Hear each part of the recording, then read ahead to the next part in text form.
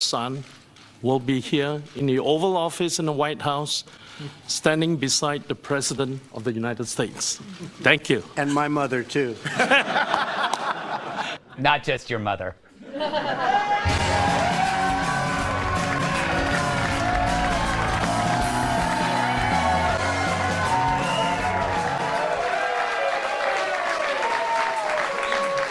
Enough. All right, serious monologue tonight. They say this after every terror attack: be strong.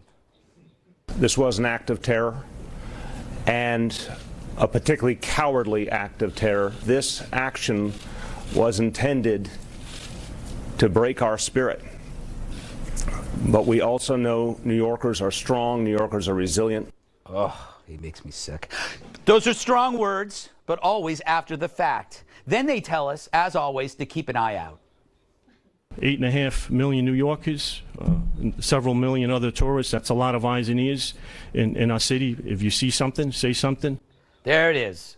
See something, say something. But if we actually say something, what then? You'll likely be called a bigot. True, we have 8 million sets of eyes, but what good are they if we can't use our 8 million mouths? Since 9/11, we've learned if you make a peep, you're profiling, and that's racist. It's why no one spoke up about the Fort Hood shooter, a known Islamist, or that San Bernardino creep and his wife. This latest loser was interviewed by the feds 2 years ago. His neighbors saw him doing some weird stuff, but nothing was done, maybe because doing something could ruin you. They say don't be afraid to report suspicious behavior. But today, for a media who conflates terror with religion, reporting suspicious behavior is suspicious behavior. So forgive me if strong words bore me. We're handicapped in this fight because the media dictates the rules, which are this: you talk about vetting, you're Islamophobic. If you say you don't want terrorists here, they hear you don't want Muslims. So who's equating terrorists with Islam? It's the media. We talk about who politicizes tragedy most, but the quickest draw in that game are those who scream backlash, as if hypothetical revenge takes priority over actual corpses. The media does it, our leaders do it too. But Trump doesn't. Maybe because he's most like us. He reflects the common sense response to the presence of terror. Not just terror, but the agents of evil that lurks in our midst now. Most leaders speak of terror after it strikes because it's safer then. No, your beliefs on terror matter before, not after. But we are scared. We are fearful of being labeled a bigot. Islamophobia, phobia. It allows radical Islam to be treated differently than other threats. You play down climate change or drug abuse or guns, the media says you're in denial. But if you see radical Islam as a threat, well, you're insane. We talk about how horrible these truck attacks are, but I hate to be a downer. 10 years from now, this might be the good old days. Once we marry terror to technology, forget it. These truck attacks are minor. Worry about what's next. I call it terror change, the upgrades and mayhem based on trial and error. I wish our media cared as much about terror change as climate change. Would vetting help? Well, terror struck on Halloween, a night where extreme vetting takes place all over America. Parents take that pillowcase full of candy, they pour it out, and they inspect it. That's extreme vetting. Good parents vet, so should good governments.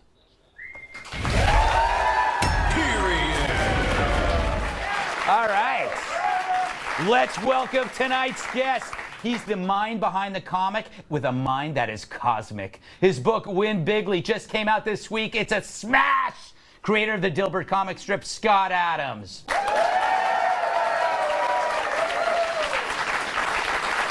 There she is. She's like a holiday punch, a little bit sweet, and the rest is vodka. Los Angeles reporter Lawrence Avon. She's as grim as my basement gym. National Review reporter Kat Timpf. And the fire department calls him when they're stuck in a tree. Former bodyguard, my massive sidekick Tyrus. All right. Scott, you're the expert of all things Trump. Trump tweets after this terror attack. It seems like the media gets more upset about that than the attack. But what is it wrong for him to speak his mind? Well, this might be the first example of execution by tweet. Really? You know, I think he might actually kill him by making the trial so unfair that he's released in New York City. He lasts 5 minutes on the street. So, That's brilliant. yeah, I mean, he has 2 ways to win and no ways to lose. He's either going to get convicted or released. Neither of those are good for him. Yeah, that's true. That's true. So the tweet contaminates the jury pool. The guy gets out and then he's murdered. Ideally. I think that is ideal. Lauren, was it bad to tweet? I always get the impression that he's doing exactly what you would do after a martini. Or 4. I put a breathalyzer on my Twitter, and that actually nailed the problem. No Yes. more. Yeah. Is it bad to tweet? No. I mean, look, I'm not a fan of the president constantly tweeting every thought that enters his brain. But in this case, I do agree with him. You know, at least we're calling it terror right out of the gate. I think that is some progress. I mean, I remember not too long ago, the headline would have been like, Florida man gets in fender bender. You know, they were so careful not to ever. Yes. So we are making some kind of progress, I guess. But yeah, we got to go a little further. Yeah, he came to Halloween as a terrorist. That was his costume. Right. What do you make about the diversity lotto? Do you think Trump wants to stop that? Is that bad, or is that opportunistic or political? Yeah, no, stop that. This guy let 23 people into the country. He's been here for 7 years. I can't even get approved for my TSA pre-check. Yeah. What is going on? That How is- many 23 people came into the country for this? That is amazing, Kat. You don't even know 23 people. Not personally. Not personally. Twitter people don't count. Online. Yeah. Yeah. You wouldn't use this when you were dating a diversity lotto. Why would you do it? That is a great metaphor. You're in so much trouble. No, what I'm saying, how am I in trouble? You just said you wouldn't use diversity lotto. I'm putting my chair up. We about to have, man. No, what I'm saying is diversity untethered to merit is dangerous because you don't know what you're getting. And you wouldn't do that when dating, even when you go on Match.com or whatever these young people do. You can never know what you're getting, though. That's true. Yeah. That's true. Well, you know, he was radicalized here. True. So we do need to look into that problem and that issue. As far as the tweets go, I totally understand the argument of him not being able to have a fair trial. But I think that was probably going to happen before Trump's tweets. Yes. I think that it happened when he killed a bunch of people and then asked for an ISIS flag in his hospital room. Most people were kind of like, I don't really like this dude. You know what's funny, though? They do sell those flags in the hospital gift shop. Yeah, it's not like the jury's still out on ISIS or not. Like, Yes. we've decided that they suck. That's what we think. A jury of your peers is going to say, if you're into ISIS flags, you suck. Yes.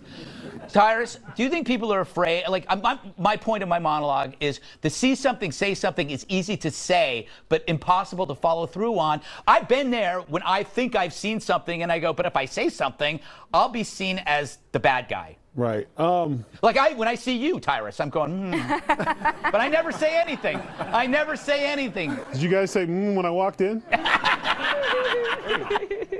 You know what? It's a lot of it has to do with our culture. When I was growing up, it was snitches get stitches. Yeah. And there was this thing where like people don't talk and they keep to themselves, mind your own business. But now with the way things are now, we need to come up. This is the one thing that President Trump does great. He says exactly would President Barack Obama say, get the death penalty? No, he would not say that because he knows there'd be backlash. Yeah. Donald Trump said exactly what everyone was thinking. And I'm sorry, but your ass not getting a fair trial. You're just not. Yes. You used the truck to try to commit mass homicide. Sorry, bruh. Yeah. You're not getting a fair trial. Yeah. Those people didn't get a fair trial. They didn't Yeah. get a fair chance. That's So, somebody- sorry. And the argument to say that, the president was wrong for saying that, he wasn't wrong. And it just, we've become such a, it's not okay to tell. And I go through the same thing. When my kids tell on people, I used to be like, ooh, don't be that kid. And I'm like, no, you know what? That's cool. Tell. It's cool. I'm going to start telling on people. Because if you do, maybe, just maybe, you might be a bigot for a day, but you might end up being a hero. Yeah, but the thing is, no one will know if you're a hero if you prevent anything. I probably prevented 1 million terror attacks. I have no idea. Scott, what should we do with this guy if we don't kill him? Is he some kind of valuable information or a persuasive device we can use? You know, we don't often get to capture one alive. Right, yes. So I say we experiment with our persuasion, deprogramming, you know, as long as it takes. Yeah, as long as it takes. He's not going anywhere. Yes, we got time. exactly. We could have a lottery where people can actually get to test him on various things. Or just put him in Gen Pop. Yeah. Put him into the Is that a club? Peers. It could be. It could be. Gen Pop. Yeah. Oh, sorry. General population in prison. Yes. sorry. Yes. You know, our audience isn't as street savvy as you, I guess they Iris. Yeah, put him in Gen Pop. I'm like, what is that? You thought it was like an expensive. I thought it was like one of those decoration. bouncy castles. Yeah. No, it's not. All right, we got to move on. So much coming up. It's going to blow your mind. Did Hillary Clinton stack the deck against Bernie Sanders? Who needs Russian collusion when you can corrupt your own party? Brazil has had her fill of Hill. A stunning claim by Donna Brazil that the Clinton campaign rigged the primary against Bernie Sanders. Trump was right. Oh, my God. In her new memoir, the former interim Democratic Party chair said she inherited a financial mess when she took over for Debbie What's-Her-Face. And then discovered an unethical arrangement between the Clintons and the DNC. Brazil learned the party was in deep debt and then discovered a document that showed Hillary's campaign, the DNC, and the Hillary Victory Fund had made a deal, a secret deal. I don't know. That went like this. The Clinton campaign would raise money and invest in the DNC. In return, Hillary would control the party's finances, strategy, and all the money raised. Brazil says that deal was made in August of 2015, almost a year before Clinton had the nomination. Kind of amazing. Even with the deck stacked so high in her favor, Hillary didn't trounce Bernie Sanders in the primary, and his supporters didn't forget. Hillary. The Bernie, can I just say, to the Bernie or bust people, you're being ridiculous. That did not age well for either of them. Now, the irony. Before all this, Brazil was a CNN commentator, and in that role, she sent potential questions to Hillary's campaign. So in this Dagwood Bumstead sandwich of political rigging, Donna herself added a layer of cheese. And all this while Hillary continues on her never-ending book tour, wondering what happened. You know what happened. You lost, and everyone hates you. Even terrible audience,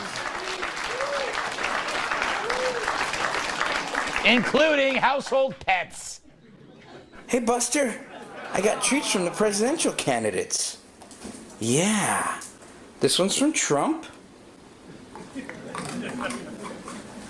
And this one's from Hillary. Oh. Yeah. It's pretty good. It is pretty good. You have to admit, dogs they don't fail. They're really honest people. Lauren, what do you make of this? I don't know where your politics are, but are you upset at Hillary for what she did to Bernie? I'm upset at Hillary for what she did to the country. Look, I was one of those people that was like, Trump, shut up about Hillary. Like, she's not the president. Let's all just.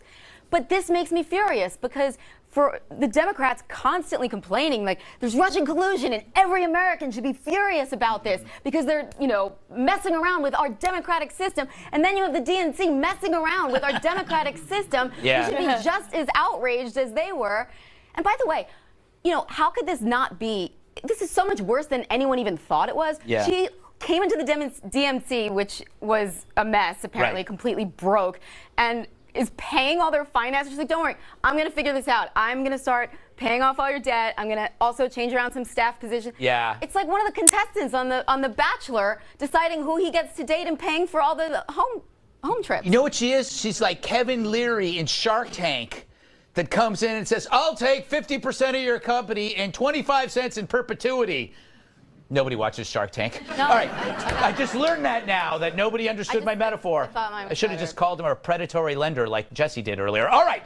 Scott, this has to help the Republicans because you have a theory that I heard you on a Periscope about why, like, she takes over and they still lose. This has to help in 2018 and 2020, right, for Republicans? Well, yeah, it might. And anytime that Trump gets in any problem, he likes to drive her popularity down even lower. So Yes. there's, you don't have to outrun the bear. You just have to outrun your other camper. And Yeah. right now, she's like the standard comparison of all things. And she can't run fast. But I'll tell you, I heard that story, and the thing that surprised me What? was not that she bought a political party, but that the price was so reasonable. I'm starting to shop for one myself. I've got my eye on the Green Party. Yes, the Green I think I could have it for $1,000. You probably can. I think I think you can actually raise money on that GoFundMe page, and you can actually buy the Green Party. All right, Tyrus, what would happen? I mean, do you think that this is all about a book? Like, if she didn't have a book, this wouldn't have come out, or I don't know. This is a well-timed hit. Here's the thing. This drama with the Democrat Party started with Barack Obama. Yeah. He was a star, and the rest of them hate him for it. Yeah.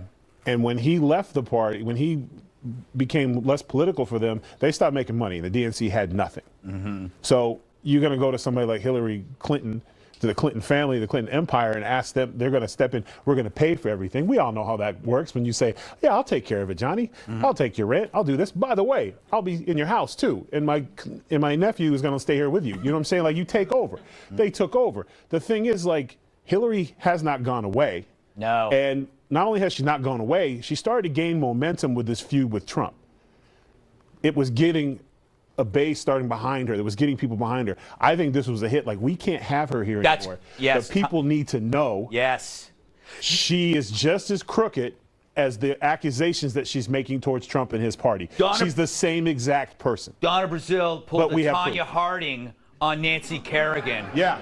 The baton is the Because book. she's no angel. She's no angel. She gave Yes. questions Yes. to Hillary to try to get advantage over Donald Trump. So she's not above getting your hands dirty. The Democratic Party they want her to go away. So this is a way of punching her to try to stop her momentum. Yeah. I said this before. You can't sell a house until you get rid of the squatters, Kat. You need to catch my drift. I'm really worried this is going to affect, Chelsea Clinton's run for the presidency. The funniest thing about this for me is Hillary Clinton this summer was complaining that the DNC never did anything for her. Yes, that's true. That's right. Did you want them to shower for you as well? Because I can't think of anything else they're not doing. But the silver lining is this means that she really did accept blame for her own loss, because she blamed the DNC. Now we know she was running the whole show. Yeah, that's true. She threw them under the bus while driving the bus. That is not wise. She's got to go. She's like that last pair. You know when you have a cocktail party at your apartment and everybody's gone, but that last pair? Oh, I thought you meant like a pear. No, not the fruit. Oh, the homesteader. The homesteader. And they're like, homesteader. Hey, bro, you got to go. They'll offer even to do dishes because they don't want to go home to their horrible life. Yeah, it's like, no. You can't, this, I know, you got to go because we want to go to bed. And they go, no, we'll help vacuum. Yeah. Get out. Go away, you weirdos. Ugh. You know what? Maybe Hillary got tired of Bill getting to screw everyone. Still to come.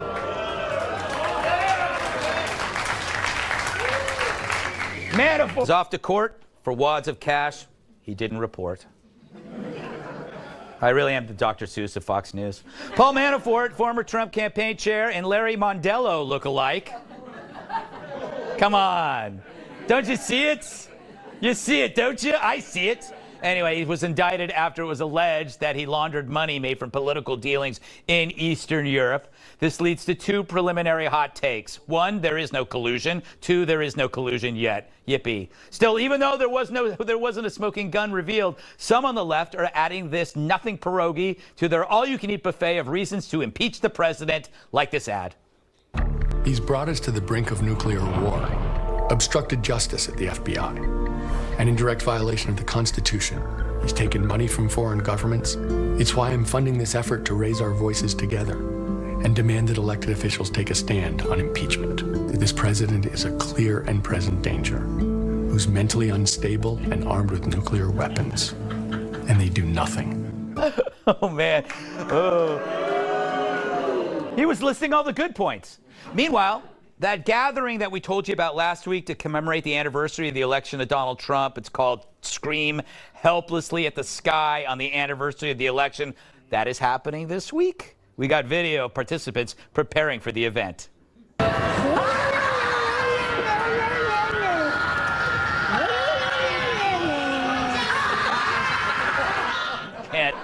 I can't get enough of that. So, Scott, you have this one half of the population who are saying, hey, things are going okay. And then you got this impeachment brigade and this Russian collusion. What does it tell you? The whole thing has become so complicated because, you know, there are new characters every day and all the stories are starting to conflate. And, you know, I haven't understood all of it. A few things I do understand is that Dossier is a Russian drinking game that involves seeing what's the most outlandish thing you can get GPS Fusion to pay for. That's true. But everybody gets to, when you have this much confusion, everybody gets to see whatever they wanted to see. Right. So it's sort of like I describe it as two movies running simultaneously on one screen. You're sitting in the same theater, you're watching the same thing, but somebody's leaving with that was a great comedy, and somebody else is leaving, that's the scariest movie I've ever seen. No, it's true. It's like people think that Love Actually is a romantic film when really it's a story of the undead. Word. Yeah, thank you, Tyrus, and I'll go to you. What do you make of all this? My concern, well, first of all, it's pretty irresponsible to come on and make those kind of claims. Like, you can, when Barack Obama was president, the right was, obviously they weren't happy that they wanted Romney, that wasn't their choice, but they didn't go out and do things like that. And that's borderline treasonous. You're making those type of allegations and you're building the stuff, but it just goes to a greater evil that I'm seeing is our country is becoming like the new Cuba. We're so we're so divided. We're so like to the point where like any harebrained idea gets, I think it was like 1.5 million or something like that. People signed the petition or whatever. Yeah. Like we've just gotten to the point where you don't need facts anymore in this country. You just can say whatever you want to say and you can get a following and people behind it. And that's dangerous. It's a very dangerous time right now because an idea and an opinion can end up leading to bloodshed on the street. And that's crazy. It used to be people got behind things that were facts. I'm going to die for this cause because I know it's true, and I'm going to fight for civil rights. I'm going to fight for equality. I'm going to fight for the right to freedom of speech. I'm going to fight for things. Now we're fighting for, well, I'm going to say these things about Trump because it sounds good, and people are willing to go fight for his idea because he doesn't like Donald Trump because Donald Trump beat him to become president and he didn't think of it? I'm optimistic, though, and Scott, you mentioned this before, that once they removed the masks from Antifa, there was a huge reduction in violence. It's like nobody, once people see your face, you stop breaking the law. So I think that's been a positive thing. I think a positive development. Kat, should we take all of this seriously? Is this just gonna is this like, here's our collusion, now there's your collusion, and forget it? Like, we'll talk about Hillary, then they'll talk about Manafort, and this will go on until May. Manafort could have just made this all go away if instead of turning himself in, he just said, I now choose to live my life as a gay man. Right? Just like Kevin Spacey did. Apparently some people think that will work. Yeah.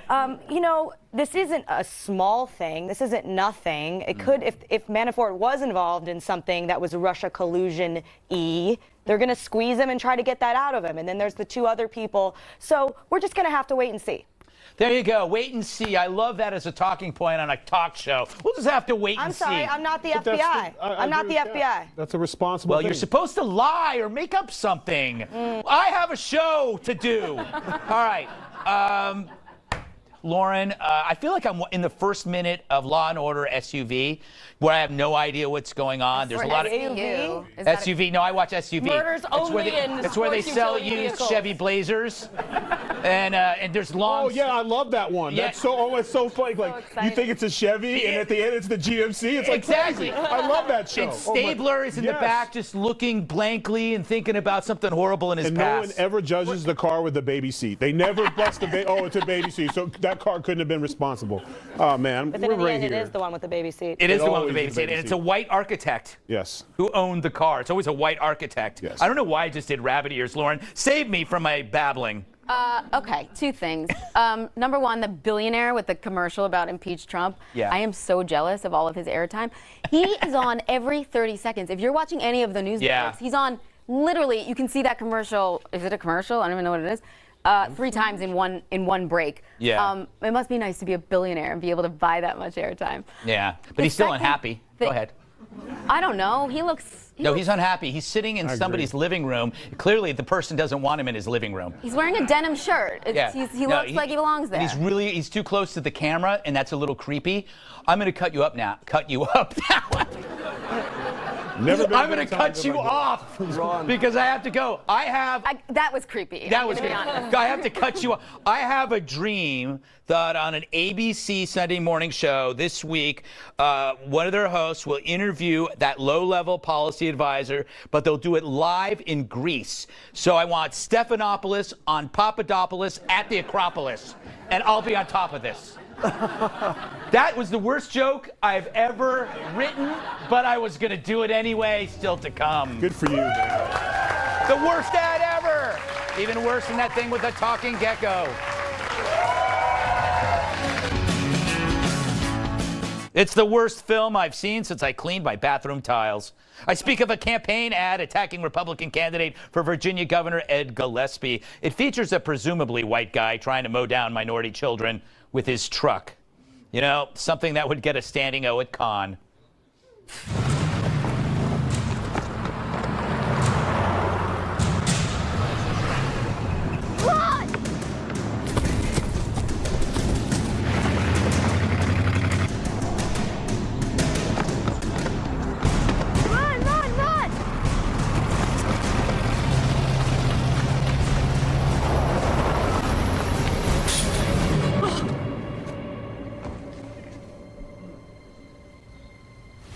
Is this what Donald Trump and Ed Gillespie mean by the American dream? Latino Victory Fund paid for and is responsible for the content of this advertisement. That's amazing. That is amazing. All right, that ad paid for by the Latino Victory Fund was released on Monday. The gist, if you vote for Ed, you want minorities dead. As you pick them off in a pickup truck. Yes, a pickup truck, the most popular vehicle in America, is now the go-to left-wing dog whistle for white bigots. But on Tuesday, the group pulled the ad after the terror attack in New York. Their excuse, given recent events, it made sense to pull it. What total And if there wasn't any doubt that this ad was crap, I showed it to my cat to see what he thought. Run, run, run! Come on! Is this what Donald Trump and Ed Gillespie mean by the American dream? Latino Victory Fund paid for and is responsible for the content of this advertisement. All right. Speaking of cats, Kat, you were telling me in the green room you love this ad because you hate children. Yeah, that's what I said. Look, I love that. That's gonna only that part's gonna be cut and on the internet somewhere. Yes, exactly. The thing is, there's plenty of legitimate criticisms you could make of President Trump. He doesn't really think before he speaks. There's plenty of things you could say. However, and I hope that I'm not sounding too biased towards Trump right now, he's never run over any children with a van. But what about a truck? Or a truck. Or a truck. I mean, he could, not to, brag, but I don't think any vehicle. No children murders. It's amazing. No children. That's a good thing. He doesn't need it. He can kill you with a tweet. That is true. No fingerprints. Do you think you're the king of persuasion? Do you think this ad was persuasive? I mean, it looks like Gillespie's numbers are actually going up, so it might have helped Gillespie, not the other guy. But what do you think? Well, it looked brutally effective for what they were trying to do, because he used the strongest persuasion, which is fear, and the strongest fear is children. It's the most biologically active fear you could possibly have. It was visual as heck, and because it was so inappropriate, it gets played forever. That's true. So when you hear them say, well, we decided to take it off, they could take it off because it's going to get replayed forever for free. Why would you pay for what's free? Yeah, that's true. Horrible but effective. Horrible but effective. I've been told that about myself. Hey, Lauren, I maintain that if they stretch this commercial to 90 minutes, it could win at Sundance. Right? It's exactly the message. I actually thought this was an episode of your favorite show, Law and Order SUV. I didn't realize we were only watching an ad. Is that technically an SUV, a pickup truck? I'm not sure. No. Was it a pickup? The audience says no. The audience is like, absolutely not. This girl doesn't even know what a. Yeah, no. I mean, it's I can't say it better than Adam did. It just all of our fears and instincts are all wrapped up in one beautiful package in that that ad. So it's going to be tough to get it out of your mind once everybody's seen it. Tyrus, what do you make of this ad? Well, first of all, how come only the Latino kid got a dad? Everybody else woke up alone. Cold-blooded. What you trying to say about my neighborhood, bruh? I mean, that's the first thing that I picked up on. Yeah. The second thing was like, was he really running him down? He just looked like a creepy guy in a drive. I mean, yes.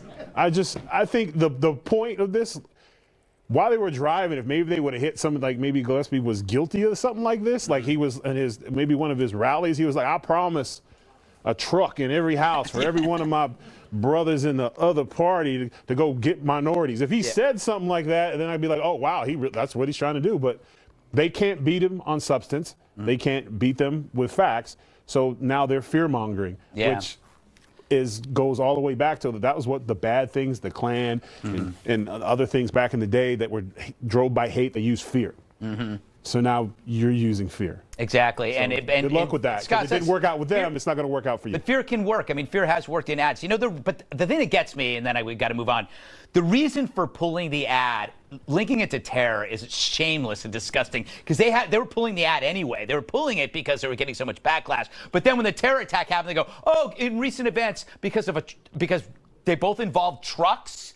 And I'm sure if it was a deplorable driving the truck in New York, they probably would have kept the ad, I would imagine. I bet they felt really bad that it wasn't. I know. But anyway, I don't have that as a fact. I'm just hypothesizing, which is what I do here for an hour. Coming up, how did Trump manage to win bigly? Scott Adams discusses his new book, Win Bigly. He created one of the most popular comic strips of all time, and it wasn't Garfield, and could have just kicked back and relaxed like any rich person would do. Instead, he became a political pundit and proceeded to lose half of his friends and all of his speaking engagements. Nice move, Scott. In his latest book, Win Bigly, Persuasion in a World Where Facts Don't Matter, Scott Adams explains how he was one of the first, and perhaps only, people to predict President Trump's victory. He's been with us all night, so let's dig into the genius brain for more. So, Scott, thank you for coming. I read the book. I enjoyed it immensely. Thank you. And there's a lot of good stuff in there. When you talk about persuasion, I see humor. Like, I think if you take the humor out of Trump, what's left? Right? Actually, plenty. Part of his strength is he's got what I call a talent stack that's really unique. There's a whole bunch of skills that he's sort of B+, A- at, which makes him sort of invisible to a lot of people because they look at each of his skills and they say, he's not the best speaker, he's not the smartest president, right? But he's smart enough, he's a great speaker, he's not the funniest guy, but he's funny. And on top of that, he has a full set of really specific persuasion talents. Now, it's interesting because what you're saying is be above average in a lot of things, and you could probably go further than if you were just really good at one thing. If it's the right combination of things, and he's got the right combination. Now, you see this stuff, and anti-Trumpers, who you have many friends, and I have many friends, and I've lost friends, and you've lost a lot. I mean, I'm not exaggerating. You lost a lot in this last year, right? Yeah, it was an expensive year. Yeah. Yes. Do you talk to friends? Like, I have people that won't talk to me anymore. And I was critical of Trump for a year. And then I gave him the benefit of the doubt after the election. And I have people that will not respond to me. I thought Facebook was broken. I didn't get any more posts. I was like, really? I guess nobody's traveling. Nobody's eating. There's no pictures of food here at all.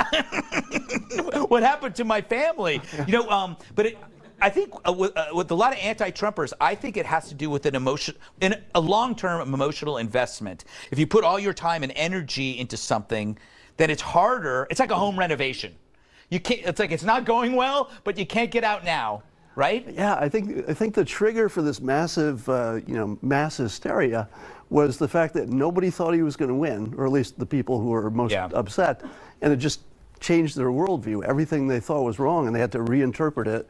And they've reinterpreted it as, well, he's a monster. There must have been more racists, and lots of crazy stuff like that. Well, you know, you mentioned this. He's a monster. He's a racist. There are these different stages since the election, and you've been talking about how we move from one stage to the next. First he's a monster, then he's a racist, then he's a monster and a racist, but now they're running out of things to call him. So where are we? Well, I'd predicted about a year ago that we'd have the following arc. When he got inaugurated, it would be he's Hitler, Hitler, Hitler. After several months of not doing Hitler stuff, then people would start saying, well, he's not Hitler exactly, but he's certainly incompetent and he might be crazy. And that was the summer. That was the summer of incompetent and crazy. And then I predicted that he would have a body of accomplishments by then, so that by the end of the year, you'd hear something like, well, he's not Hitler. He's not crazy. He's not exactly incompetent. Well, we don't like what he's doing. Yes. So, and you're already seeing the hints of that from both sides of the media at this point. Yeah, at a certain point, they have to, like, it's not, maybe they overstepped. It's so funny. I overlooked a lot of the things about him because of certain, I think, I've said this before in the media, we were slightly jealous because I think he co-opted what a lot of people in the media were doing. He was like a Fox News host. So I talked to Fox News hosts who were like, I could have done it. Why didn't I think of that? Why didn't I do that? And I even overlooked it. I had my sister would tell me, all her husband does is talk about how funny Trump is. And I didn't see that was actually, it was working its way, and it was becoming bigger than it was. I think people supported him just for the entertainment value. Yes, and, yes. You know, like literally. I think that's what I mean. My brother-in-law would just every day would tell me something new. I am, since you're probably one of the living legendary cartoonists, I wanted to run by you my new cartoon that I drew. Can we put it up there? So this is it's an intestinal microbe. It's called Gut. And basically he's very angry. So the strip would just be him extremely upset about anything. And he would constantly be running to the bathroom where he would have a great thought at the end. And then you'd see a flush.